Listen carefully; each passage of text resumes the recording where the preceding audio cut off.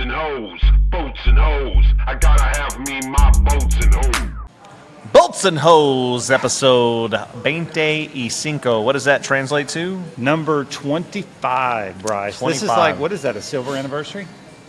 I don't know. It's Or a quarter of a century. How about that? Gold, silver, platinum, one of those. No, diamonds is 75, isn't it? Yeah, I think so. I don't remember what 25 is. We'll Not look it quite up. there yet, my We'll friend. look it up, and it's going to be right there once we get the answer. Right above our bald heads. So we got a really cool episode today. We have a legend in the industry. His name is Marty Nolan. Join us today. Marty is a colleague of Patriot Bolt. He represents Patriot in the Midwest area. Very And- seasoned fastener guy. Been around a very long time, knows a lot of people, knows a lot of companies, knows that market probably as well as anyone in the world. For sure. Yeah. Yep, seasoned dude. He got us hooked up with Fully Threaded Radio that we were on. I know we had talked about it last week. I think they just published it this week. So Yeah, published it yesterday, and it was actually a really good interview. I think Eric did a really good job editing and make us sound better than we really are, I think. it does make you think about our production skills here. He did a doesn't- good job, yeah. It's an awesome podcast, It man. makes if you me don't want get to a step chance. up our game, though. I think we just need to improve the quality of this thing. So hopefully we'll do a few things to this to make it a little better. So we get a little inspiration from Eric this week. Always getting better. So we'll jump right into Marty. Let's do it. Check Marty out. If you have any suggestions, comments, questions, throw it at the bottom. Yeah, I think everybody will enjoy this. Here we go. Cheers, brother. Mr. Marty Nolan from RL English Company. Thanks for joining an us, honor. Marty. Appreciate you joining us, Marty. The Bolts and Hose. This My is family's long so proud. overdue that, Yeah. that the man, the legend, Marty Nolan join us on Bolts and Hose podcast. So this is So great. I don't have the luxury of being across the street from a brewery. So I came prepared Uh-oh. What do we got to my here? office. What do we got, Marty? Well, if I can open it, I have a Great Lakes Oktoberfest. You're gonna need Perfect. to practice A Great little more Lakes on that, Marty. Oktoberfest. Yeah, this thing is actually an awful bottle opener, but I'm going to be persistent and get Use it. your teeth, Marty. Yeah, it ain't that kind of. So a nice local brew from Here, the here, area. Marty. Cheers. Thanks for Yeah. joining us, sir. Got my Naperville Fastener Association. Okay, yeah, you Oh, poured very in. nice. You poured in. And, Naperville. Well, there's a story there too, so we cover that if you want. But I knew you guys would have a drink, so cheers, gentlemen. Cheers, Marty. Cheers, my friend. Appreciate you, There. sir. Thanks for coming on. Glad to have you. Absolutely. You know, that's one of the great things I love about you, Marty, is you always have a story to tell. And he's It's true. prepared with a beer. Yeah. So, Marty, I think you're a big proponent of Patriot Bolt. You're out there spreading the love for us, and tell us a little bit about yourself and how you got the start, your company, et cetera, et cetera. Sure. Well, I'll make a long story short. R.L. English was a gentleman by the name of Bob English, and he started the company in the 50s, 56 or something. I have paperwork. And my dad was a national sales manager for what is now essentially Buckeye Fastener. Okay. They have a division called Modern Fastener. And he worked there for like 22 years when Bob English was selling his company. And a mutual friend told him that he should buy out English. I was the youngest of 5 kids. My dad had no money. And the guy who told him had done very well. They were old childhood friends. They went to World War II together. And he helped my father buy out R.L. English in 76. Very The cool. story goes, my dad, I know my dad had 2 heart attacks. The second one is what he passed away from, but I think he was like 52, had a heart attack, and the paperwork came through, and the story is that he signed the papers from his hospital bed. So then I've been with R.L. English since 86, and then my dad died in 92, so I only had, he died only at 66, so it's early age, but also Sure. I hadn't been with him that long. So, it was one of those, well, hope people liked me in the 6 years they got to know me enough to leave me alone and let me keep representing them. And, and it's just natural. At some point you think, man, I've run this company longer than Gil Nolan or Bob English. you know, and again, great predecessors. I was lucky. I did meet Bob English a couple times, and of course, my dad was my dad. We got along fantastic. He was, you know, great boss, great salesman, great dad. So, So is this your you know, first job? It was RL, No. RL English? No? no, I had other jobs, and quite honestly, I hated them. And the way it came about, I was at a family function where I was going to quit the job I was at, and I started talking to my dad. I said, in fact, I was in a sales job that I hated. And when I described what I did, my dad said, "Man, that sounds miserable." And I'm like, "Wait, you're in sales? What do you do?" And he described industrial sales, relationship selling. What I was selling was a one-time buy. You know, here's the pitch, you buy it or you don't, Right. and that's it. And so we started talking, and I had a brother who was in the business at that time, and he heard my father and I talking, and he wanted to get out of it. And he's a psychologist. He was the president of a university for a while, but he didn't like selling fasteners, so he came and approached me and said, "If you want to get in, let's work a deal where I will transition out because I want to go back and get my PhD, and and in the meantime, you can transition in." Because even though I hated my job, I was making more money than there would have been to go work a small portion of territory for RL English. Sure. So my brother and I cut a deal where he paid me for a year so I wouldn't have to go backwards. And then when he was a college student, I paid him for a year. I'm RL English all these years later, and he's got his PhD and doing good. And Nice. we're very good friends too, so that's lucky. We get along great. That's a awesome. great story. So you've taken it in a new direction, right, Marty? I mean, how would you describe what your father did and the direction you've taken the company? You know, I don't try and get too nostalgic about stuff, but he was really, really good. And I find old notes, I still find them in my desk in his handwriting that I keep. Just there's 5 kids, how he approached business and how I do, they're dead on. There's other things that my siblings had in common that maybe, you know, that was something he had in common with them. But the business side, it's just like the way he thinks or thought, very similar to the way I thought. And quite honestly, my siblings, none of them could really do this. They would not like it, where I do. And that'd be a long story. But, you know, when he passed away, it was in '92, there weren't cell phones. Right. You know, there wasn't really, he didn't have a computer ever. There's Right.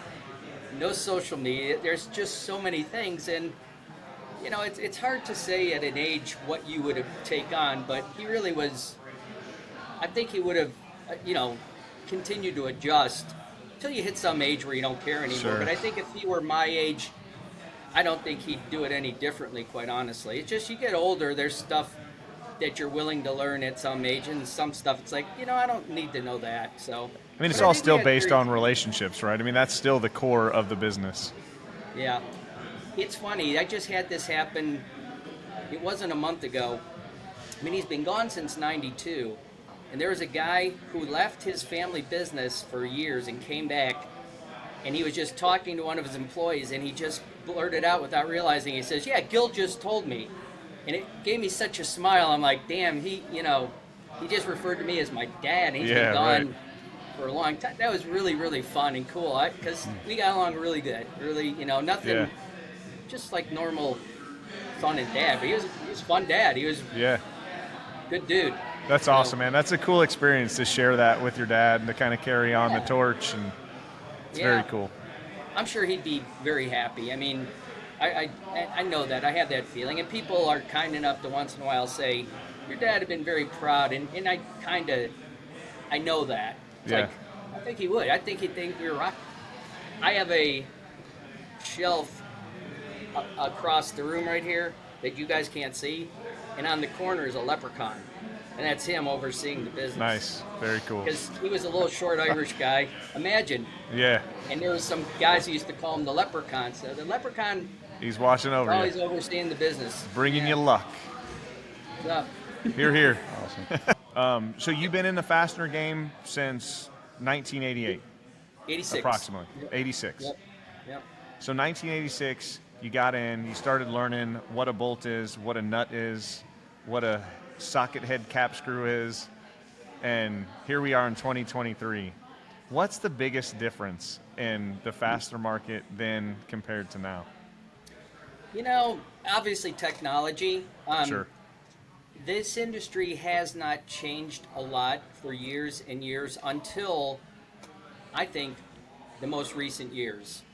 And what I mean by that is, sure, there were cell phones added, sure, there's technology. People have some wonderful websites that you can buy a lot of product on, but that just allows them, I think, to do more business. And I think there's still a person-to-person relationship there. But I think the biggest change in all those years more recently is the consolidation. My whole career, there's lots of small family-owned operations, and they were always there. And then somebody would leave Fastenal, for instance, and open up a door. Start They'd their leave own some deal, company, right? some Yeah. company they felt unappreciated, and they'd start a place. More recently, there's been a lot of companies bought up supplier side and distribution side. That's a big change. That's the most significant change in probably the whole time, even more than the computer, because the computer has invaded every part of our life, not just the fastener I industry. think you just have to adapt in general with the computer. But, that's a good point you bring up. Would you see that, with all these consolidations, I mean, has that changed it for the better or for the worse, do you think? I don't think some things would be able to compete if there hasn't been some consolidation. Sure. You have to have enough volume moving through and efficiencies and do it better and better. But there's some things that definitely are worse. There's, again, you guys are familiar with the industry, but not of it. There used to be maybe 8 import houses, and now there's maybe 3. But those 3 do a really good job. And in fact, I would say a couple of them do a really good job and cover the bases. Now, the old timers would say, man, I only have a couple places to go to. It's like, that's not entirely true, because those same people, if they have the money, could go import themselves, but it's more convenient to go to the shelves of the master distributors. So Yep. master distributors have, consolidated and condensed, but then, there's just other niche areas where there's still a lot of opportunity. You guys are a niche area. You don't want to have, common B7 studs in box quantity that are common size just sitting there to churn up your money. You're a great example of, you need a special or a better delivery or something, and there's a great fit for someone that can produce that. Yep. And I think, that's part of, the whole consolidation thing. I mean, these big conglomerates are going around buying everybody up, and I think it just leaves a void in the market for the service side. Some of these companies are good. They have they have those veteran guys that understand that the service is a big aspect, but I think it's something that's missed, when you're just a number and you're just a guy sitting there selling a commodity product from a computer, sending it out, on an automated system. When you can pick up the phone and talk to someone and they care about your order, and it's just something that misses, I think, when you get these big companies gobbling everyone else up. One of the things that happened in the last few years, obviously COVID was really, a huge thing in all of our lives. And you guys talked about it on Fully Threaded Radio. That Eric brought that up. But one of the things that struck me really strongly that doesn't really get talked about a lot is there were people desperate for parts. Yeah. And they were going to shut down assembly lines that might have been charging them $20,000 an hour or 30, they had contracts. If you shut us down, we're back charging you. And the ability to have someone that you could go to and get a part done was more important in the last 3-4 years than I've ever seen before.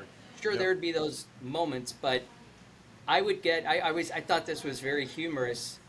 I'd get a call from somebody and they'd say, hey Marty, you stopped in sometime and you mentioned this line. I think I think maybe I'll give you a chance with that. I got something you might want to look at. And I knew that they couldn't get it anywhere else. They weren't being fine. They didn't start to like me or decide they were going to be kind to me. They were Right. desperate and they needed Yeah. somebody.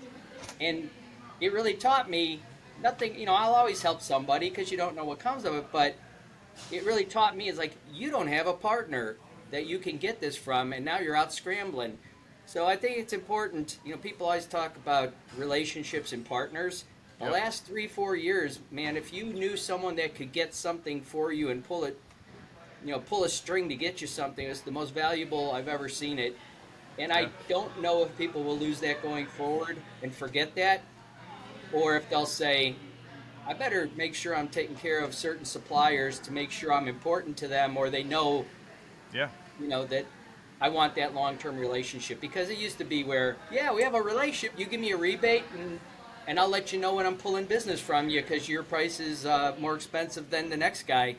That used to be the relationship. Yeah, I'll let you know before I shop you somewhere else. Sure. Oh, thanks. But the last few years, it was like, no, I need somebody that can pull a rabbit from a hat. Yeah. So that was big. Yep. Yeah. Marty, it kind of goes along the same lines. I mean, you have, all these different products out there. I know you rep a lot of different lines. And, I mean, as far as COVID, I think, changed the game. People are still having difficulties bringing in material. Are you seeing out there more of a need for, let's just say a domestic manufacturer like us? I mean, is there a swift, like a shift in the market there? Honestly, and this shouldn't bother you at all, but I don't really know that I've seen a big shift. Really? No, but you guys I think you have a lovely niche.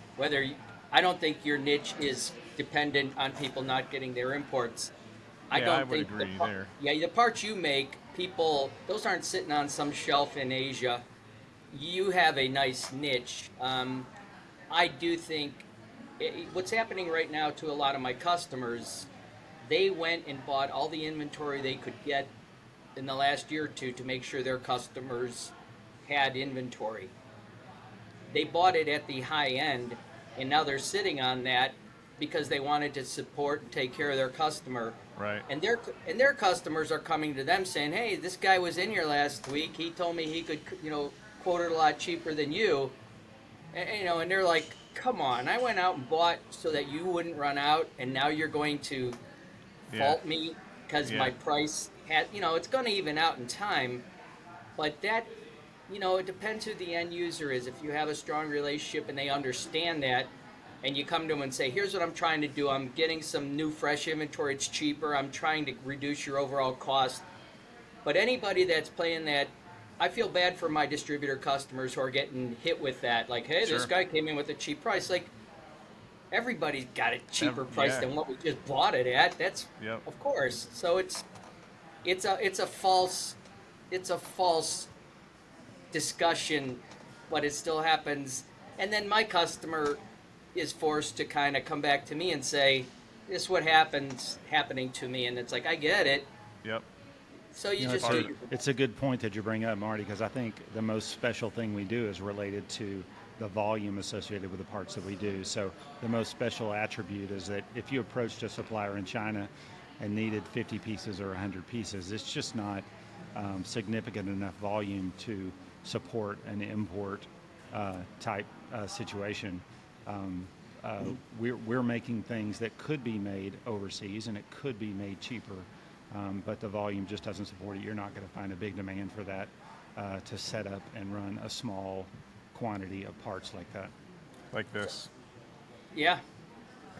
Marty, we do parts of the week, but we'll kind of jump into this. I mean, this is just like what Chris was talking about. A customer came in for these little 625. It's an external, internal threaded part. Yeah. A half inch, 13 internal, 5/8, 11 external, 625.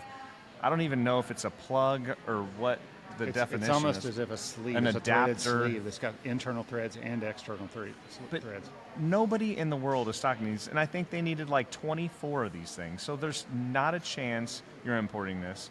Nobody has these on the shelf, so there's always going to be a need for someone to manufacture these parts. There's not 24, they're not 240, There's not or one. probably not 2,400. If you get to 20,400, then maybe you know Yeah. you got somebody there. But you're But right. then you need them in a couple weeks, and then you're not going to wait for the 52 weeks that someone's going to take to manufacture them in, Right. Asia. So there's just always going to be that, I think, demand here. Right. So let's jump topics. I think we hit on some really cool fastener-related topics. I know it seems like every week on the podcast we talk about Vegas. I think you can tell we're very excited. It's a big deal. The About momentum's Vegas. building. It's going to be a big show. It's probably the biggest thing that happens, I would venture to say, in the world in the fastener business. Right, Marty? Yeah, I've never been to Stuttgart, but they tell me that show is Fastener Fair. monstrous. But certainly in the U.S. and for our market, it's a big show for sure. Yeah. So what's your expectations for Vegas, Marty? I mean, I know you have some different interests over there. I mean, what are you thinking about this year's show? What's your outlook? It's going to be busy. It's overwhelming because there's so many meetings that are getting set up, and you Yeah. guys, we've talked like, when are you going to have time? Let's grab a beer with this person. Let's grab a beer with this person, and I'm shocked. I've had some people recently say, "Yeah, I'm looking to set some stuff up for Vegas." And I'm like, "Man, there've been people working on that for 2 months." I know. There are people I talked to weeks ago who said every dinner and lunch is filled. If Yep. we're going to meet, it's going to have to be somewhere else, which is fine. I've always said this about the trade shows too. I got a couple things that I pontificate about, and whether they're true or not, I don't know. But what I tell people is you need like 5 really, really good meetings, and you've paid for it. Without a doubt. It might be with someone that's bringing you product or buying your product, but Yep. you don't need a million customers. If you get 5 to 10 really good meetings, you walk away and you paid for it. And then, the other thing is if you are in a booth and you're waiting for that to come to you, good luck. It's tough. It's tough. It's a No, tough you deal, better man. you better be reaching out and trying to generate. I have a few people I know that say, traffic was really limited. I didn't have a lot of people stop by, and I'm like, well, go do something different. Yeah. If Yeah. you're just sitting there waiting, thinking you put up your shingle and people are going to show up, it's not going to happen. So you have to have a strategy. You do. And I'll share this because I don't know how many listeners you have, but a few people out there. There's 14, Marty. 14 14's people good. listening right now. So They're one all of the very things- high profile, though. That's right, I'm sure. And I know you've met our friend Jamie Clark from Hodel Natco is a good friend Yep. of mine, and I shared with this with him years ago, and he laughed. He goes, "That's a good idea." I'll go generally before the show opens, and I'll find a place to sit, and I won't go in the show right away, but I'll position myself where all the traffic going into the show is coming right by me, and I'll either be able to say hi to a bunch of people real quick, like, "What's up, man? Hey, how you doing?" Or if somebody comes over and starts talking business, I might say, let's sit down. But I just put myself to where all of the fastener industry walks by me and lets me get 100 hellos done, or if there's somebody I'm really trying to track down, Yeah, you see they're him. probably going to walk past me. So It's a I good see people just, strategy, Marty. I just It's sit a really there good strategy. and You're the show- first. That's a free booth out in front of the busiest spot. So it's well played, sir. Yeah, it's like you could say, honestly, 100 people at least will walk by you that you want to say, Yeah. "What's up? What's up?" Some that really have some more stuff to discuss. You kind of say, "Well, come by at 3:00 or do whatever."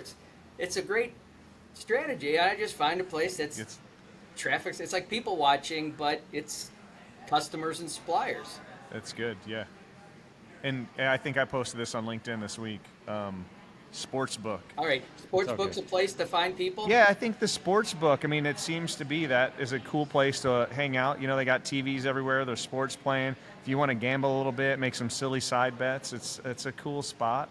There's Sunday good night- seating too. There's Sunday always night's going to be big. Sunday night, that's where everybody's going to go to watch football. And Monday night is in Las Vegas. I don't know if you knew that. I did. That's going to be a big deal. That place is going to be an absolute zoo, Where are Marty. they playing? Oh, I don't know. The Raiders are playing the Dallas Cowboys. Wow. No, I don't think No, so. they're not. Just making it.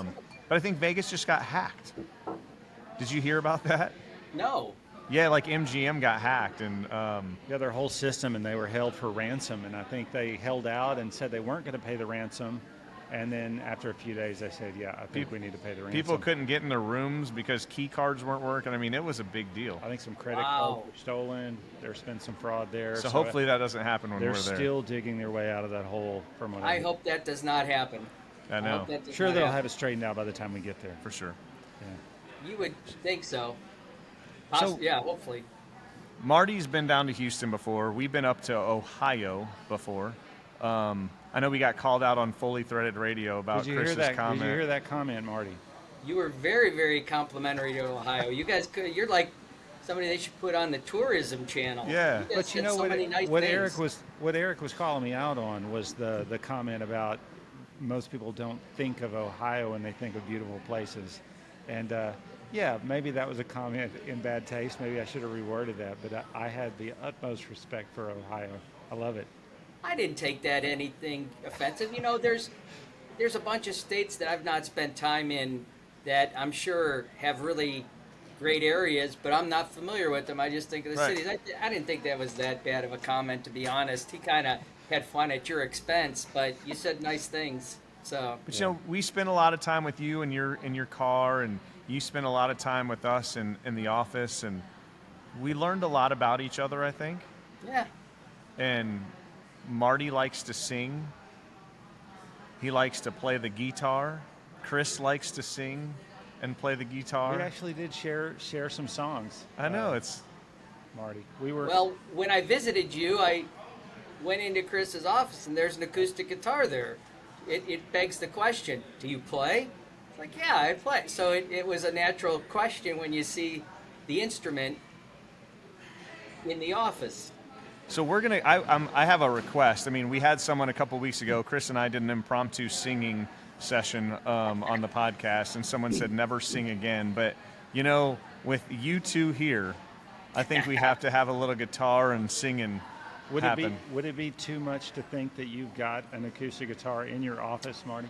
I actually have two. Neither one of them are good, though. But you know, again, I'm by myself in the office, so I don't care. My better guitar is at home, Okay. but I As it should have be. I have a Yamaha that when COVID hit, and you weren't going out anywhere, the good news was I have an office outside my home, because when my kids were little, I never could have got anything done. So I have an office a mile down the road from my home, and I don't have to clean it at the end of the day. Everything's all over the place. But during COVID, my biggest activity was walking around the parking lot. So I started to bring in, I actually brought every CD I've ever owned into my office and listened to every one of them over a about course that? of like a year. And I would get phone calls, so it would interrupt it, but the stuff I bought when I was a teenager, you know, you still have that stuff. I still have vinyl, but I brought every CD and I just went through and I played every single CD I owned. But then I also brought my guitars to the office, or my older ones, just because if you're not going out of the office all day, you need a break. Absolutely. Yeah, that's the reason I keep one in my office too. But Yamaha's a perfect guitar to keep in your office, though, Marty. Nothing It's wrong not with that so at all. bad. It's not the worst. Let's So I say the think- difference is if I were to play and sing in my office, there's nobody here. If you start doing it, you got either an audience We or have a bunch brewery of critics. full of people, and I guarantee we're going to get an audience around us here in a second. I want to hear some strumming from Marty Nolan, and I want to hear some singing from Chris Cole. Oh gosh, this is actually going to. But I don't know what chords. I mean, I can. So I'm a picker. I don't know if you guys can't see this, but I pick pretty decently. We can see you. That's good. But I have to know what song you want to sing, or Chris is a singer, boy. I tell you, he walks up and down our office singing. I'll be quiet. well, we probably should have picked a song ahead of time. No, this is the greatest part about it. It's all. Isn't there one about the bolting business or something, Marty? I have a song that part of it, I have fastener references in there. There you go. That's it. That's the one. You know Do you it, know or the did words you? to that? No, I don't know it. No, I've heard you So do it's- it maybe once or twice, but Let me see if I can. Do some Rocky Mountain High. I know Chris knows that one. Here, I'll sing the verse. there you go. Perfect.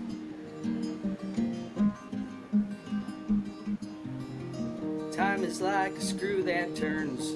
Threads are formed, materials moved. In time we rust, in time we wear. Sometimes it's surprising we're still here. Vibration loosens all the screws that hold our lives together. The earth rotates, the pistons pull. There's changes in the weather. Even stuff made from metal fatigues over time. It stretches, it elongates till it hits that breaking line. Sometimes I remember the silly things I've done. Rain it comes and it cleans our souls, singing for everyone. So there you Dude, go. Awesome, that was awesome. Marty. That's I my. got the that's chills, my- man. I got the chills, Oh, Marty. that was I got the chills. That was as good a version as I've ever heard. That was really good. Well, the song is a little bit. Songs are funny because I enjoy writing songs. I've always had that come to me. They just come to me, and I find some chords. And that song's a little bit. I had a friend of mine who really got carried away at Vegas a couple years ago, and there's another verse that, he did some silly Uh-oh. stuff that, Uh-oh. and that's part of like the earlier verses. But yeah, that's Okay, sure. that's my entire Fastener reference in all my So songs. maybe we should come up with like a bolts and hose verse or something to go along with that. Maybe I'd be while we're in glad to. Vegas, Marty. Instead of doing our intro, we should have Marty do an acoustic version of the Bolts and Hose intro. Oh, that would be great. Bolts and hose, bolts and hose. Gotta have me my bolts and hose. I will like have it. to work on that. I like it. Yeah. So last Well, thing, there- Marty, just as we wrap this up, I was thinking we could talk a little bit. You held up a beer earlier in the podcast. Yes.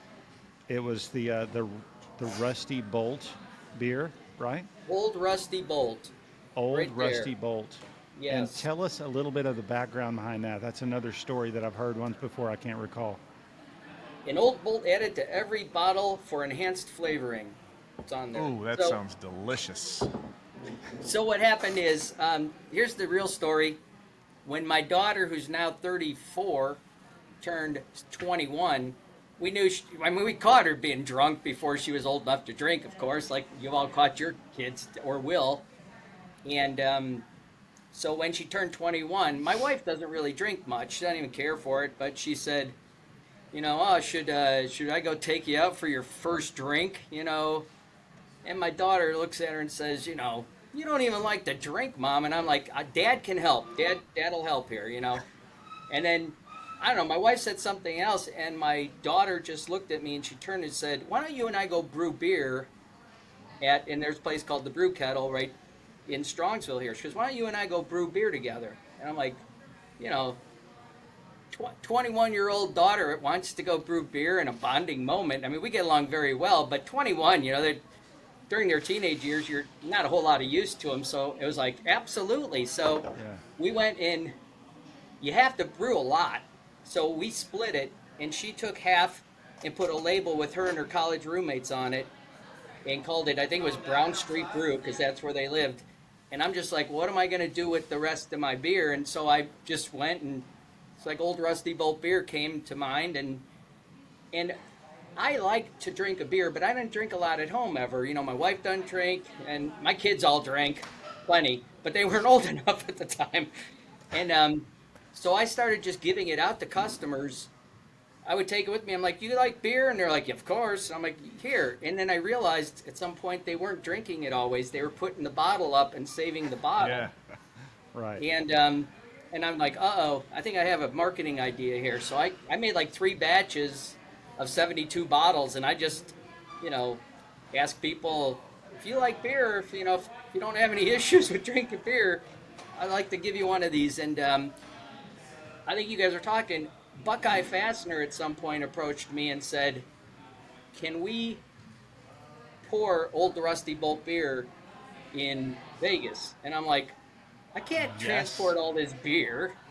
They said, I know, we'll decide between us a beer that you approve of, and we're going to use your tap, and that'll be Old Rusty Bolt beer. So That's I awesome. don't think I they were love able it. to do it last year, but a few years, and I guess this year they're going to have the Old Rusty Bolt tap and serve Old Rusty Bolt beer. But truth be told, it's a beer that's much like what it's Old Rusty Bolt approved, but it wasn't brewed in Strongsville. Sure. I look forward to having a beer with you, an Old Rusty Bolt beer in Vegas, Marty. Yep, beer that, and you know, you guys may not know this. I'll have to send it to you if you don't. But Eric Dudas, who you now have met and look forward Yep. to meeting in person, there's an Old Rusty Bolt jingle. I think He I've heard you. recorded the You've jingle. jammed it Did for I send me it to before. you? Yeah. That's Maybe right- you- that's You're Eric. more than welcome to, Maybe you to could do take that us out right with that, now. Marty. What do Yeah, you that'll think? be your farewell. I don't have it handy. No, it's, Oh, but Eric did the singing, and I think he said, you know, the beer that made Rockford famous or something. It was very clever. I still have it recorded someplace, but yeah, Eric was the person who came up with the jingle, and it still shows up on his podcast periodically. So That's great. yeah, that's awesome. Well, hey, Marty, let's do this again very soon, my friend. that would be fun, and All we right. will catch Thanks. up with you soon in Vegas. Yep. Yeah, Look thanks forward for to it, joining man. us. It's going to be great. We really appreciate you coming on and chatting with us. And I know we'll have a lot of people interested and maybe leave you some comments and questions. And so Great. we'll reconvene soon and tackle that. Sounds good. Sounds good. We will see you All in right, Marty. Vegas. Thanks for and, all your support, Marty. All right, see you guys. Thanks, man. So Let's let give a shout us out to know. Ingenious. Ingenious well done. is rocking today. They've got a pretty decent crowd. They've got a great little food truck out there Dude, that if we you wanted guys to get. That is good enough to where we're going to give a shout out to it. check these things out. These are empanadas. Did See you say those bad boys? empanadas or empanadas? Empanadas. See, I think you're Nya, just nya. trying to be. What do you say, Chris? I think it's empanadas. Empanadas. Okay. Yeah. Well, you just keep saying empanadas. I'm going to say empanadas. Check these guys out. These bites. So this is what's, a cool what's thing. cool about this, is You go ahead. that their name started out with the joke, the inside joke about D's nuts. So while he was trying to think of a name, everybody was saying D's nuts. He was trying to think of a name for his little portable cook stand. He comes up with D's bites. It's these. D's. I'm going to pronounce it D's. D's bites. Well, you keep saying D- these. no, it is. I'm going to D's. say It's D's. T-H-E-S. D's, but you pronounce it D's bites. D's bites. These bites. But anyway, it is awesome. Very good. So what kind of empanadas were over there, Bryce? I don't know One exactly. with a potato, one with some... It's some pork, I Yeah. think, some meat, and then maybe a potato or But pasta it's a of some sort. Brazilian-inspired type deal. Well, I Brazilian-inspired tell you what, man, it empanadas. is delicious. Because Yeah. I'm going to eat all of these myself, and I'm going to take a nap. Bryce just had So- wings for lunch, too. So Don't call. No, I did not. You Oh, had you had- wings. oh, that's I had right. a salad. I'm watching my figure. Ho ho. Appreciate you guys tuning in today. Like always, like, comment, share. Bolts and hose, bolts, gaskets, and hose, Hose. fluid transfer products. look forward to coming up with a new topic next week. I think you're out of town next week. I'm out of town. I'm going to be in Dubai next week. Yep. On the way to ADIPEC the following week. So we will more than likely have somewhat of maybe a live show broadcast we'll from see what ADIPEC. happens. We'll try to make that happen. We might do something here, might do something there. I think it'd be cool. We'd be a multinational podcast. You know, right now we've just been kind of local to the brewery, and we branch out a little bit and spread our wings. I think it'll be bring in some interesting content. I think the goal of next week is to have someone on the podcast with hair. What about Casey? Yeah, Casey. Casey's got a But lot of Casey's hair. always on, or not always on, but let's have someone from UAE, from Abu Dhabi. Okay, Santos has got a lot of hair. Santos has a lot of hair. He would be good on the podcast. I think it'd be great. I Yeah. think we're going to set that up. Let's do it. Let's do it. All right. So we're formally making the request for Santos right now. I'm going to reach out to him personally, but just as a group and just so the world can hear, we've thrown down the gauntlet, and Santos will be here next week in all of his full head of hair glory. Yeah, we need more hair on this podcast. Let's grow our beards out, Bryce. I might. What do you think? I might. I've been there, done that. Yeah. I might do it again. Maybe we should have a little contest. The first one to shave it loses. I and would see how smoke long- your dude. You I would don't not know. last. No, I don't think so. You would look No. 100 years old. I would look in 2 like weeks. Gandalf. It'd be like Gandalf. Oh, Oh, very good. Here All we right, guys. Thanks for joining, and appreciate all the support and the love. And we will see you next week. adios. Have a great weekend. Cheers. Cheers.